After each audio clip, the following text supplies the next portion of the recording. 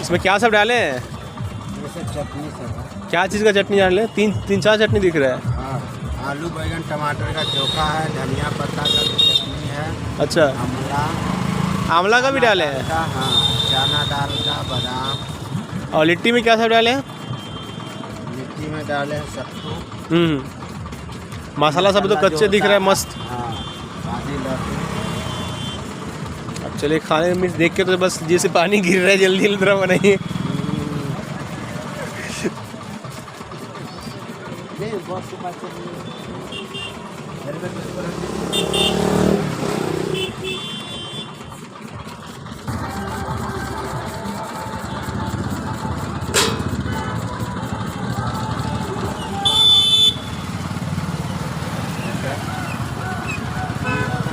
तो ये हमारा लिट्टी चोखा रेडी हो गया है।